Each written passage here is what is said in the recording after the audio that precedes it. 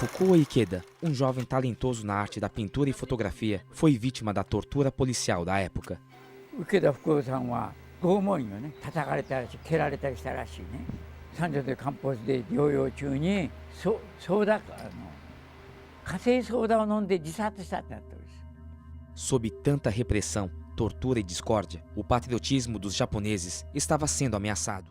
A Sala de Cinema da Comissão Estadual da Verdade Rubens Paiva apresenta o documentário Yami no Ichi-Nichi, o crime que abalou a colônia japonesa no Brasil, do diretor Mário Okuhara, que está aqui ao meu lado. Bem-vindo à Sala de Cinema, Mário. Como surgiu a ideia deste documentário? Primeiramente, eu gostaria de agradecer a oportunidade, Jorge Machado, TV Alesp, estender também os cumprimentos ao nosso querido deputado Adriano Diogo, que tem me apoiado muito no sentido de resgatar uma história da imigração japonesa desconhecida dos brasileiros e também dos descendentes japoneses. Sim. O documentário Yami no Ichi-Nichi, ele é uma pesquisa de 12 anos em busca de um período que a gente chama de período vazio, o período em branco, que está nos livros da própria comunidade japonesa, que retrata esse período da ditadura Vargas, né, de como o Estado brasileiro tratou os imigrantes japoneses nesse período, e no pós-guerra, culminando com a Segunda Guerra Mundial, né, com toda aquela violência, e o resquício, essa herança dessa guerra, no pós-guerra, em 46 em diante. Mário, Yami no Ichi-Nichi, significado literal. Um dia de trevas. Um dia de trevas. Retratamos um atentado do dia 2 de junho de 1946, que é a linha condutora do documentário. E em cima disso a gente vai fazendo o contexto político e colocando todos esses casos da repressão da época. Então você deixa uma comunidade inteiramente abandonada, você não tem mais, a comunidade não tinha mais representação diplomática, consulado, embaixada já tinha ido embora. Então você tem um povo abandonado aqui, né? E o que acontece? Sem informação, sem a possibilidade de se associar, sem a possibilidade de manter a sua própria cultura, porque o esporte ainda era mais ou menos permitido, mas não se pode falar, Jorge, não se pode cantar, não se pode dançar. Então há um bloqueio de todas as liberdades, cerceamento de tantos direitos, que transformou a comunidade numa panela de pressão, Sim. Criando essa discórdia que infelizmente foi violenta também. E como foi a busca dos documentos 70 anos depois?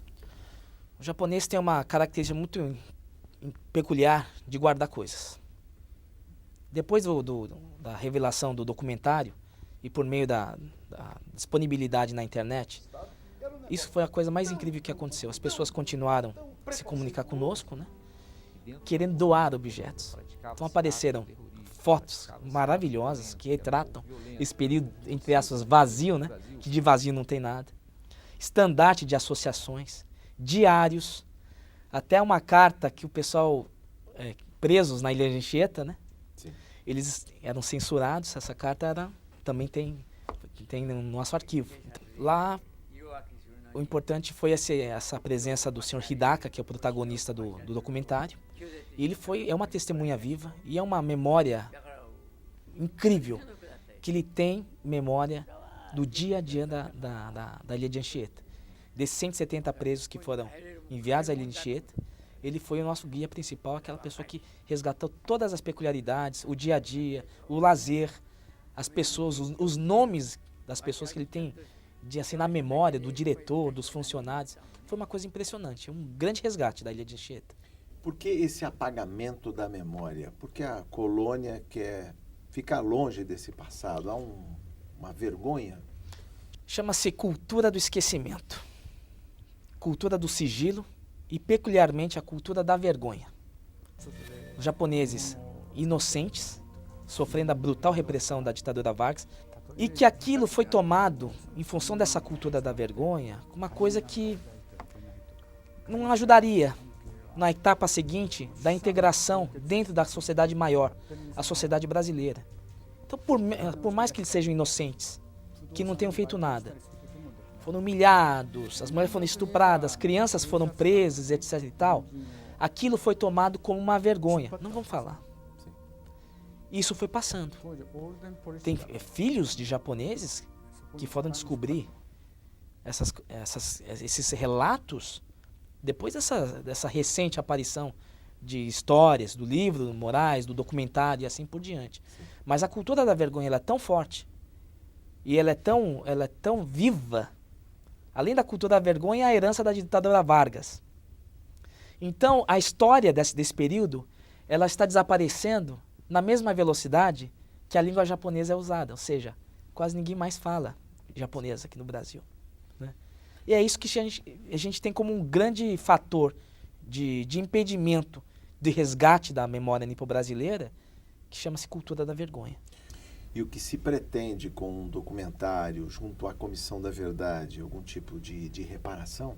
Importante dizer que eu tenho o apoio do deputado Adriano Diogo desde o começo, nessa orientação de como é que poderíamos tratar dos casos de tortura e morte dos imigrantes japoneses, porque nós queremos apenas o reconhecimento do Estado, uma retratação pública.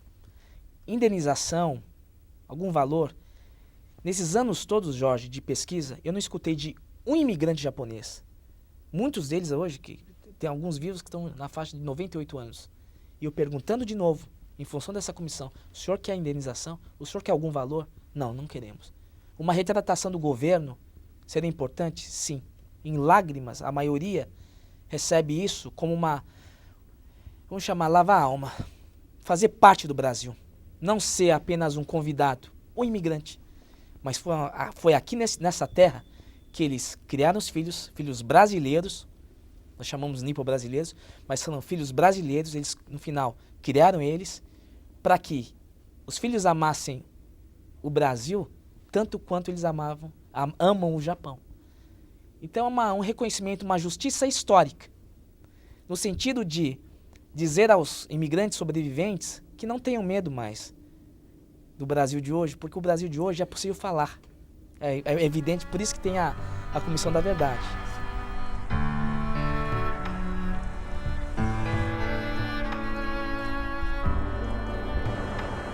Sayonara.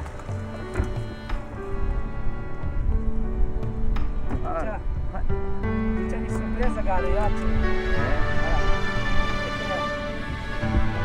Oh! Banzai, viva!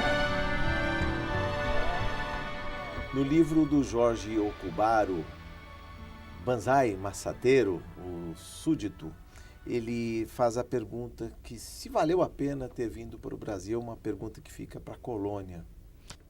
Cabe hoje, principalmente quando a gente tem uma oportunidade, né, da Comissão da Verdade, de ter a chance histórica de batalhar pelo nosso reconhecimento. E outra coisa também é em função de que os imigrantes japoneses se fixaram, as famílias estão agora na 5ª geração, então temos uma participação dentro do país onde nós podemos dizer que nossos pais, nossos avós e nós fizemos o Brasil. É isso que queremos passar. Não somos convidados, mesmo nascidos no Brasil.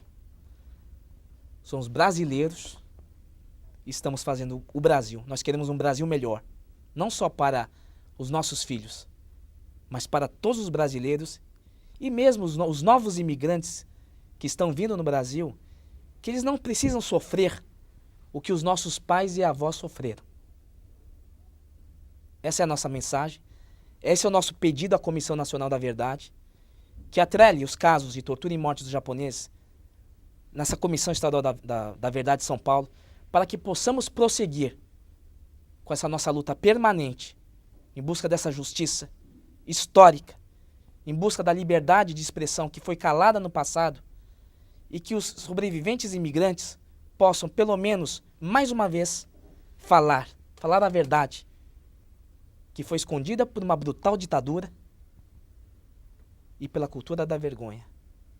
É isso que nós queremos passar. Fique agora com Yami no Ichi-Nichi, o crime que abalou a colônia japonesa no Brasil. Um bom filme para você.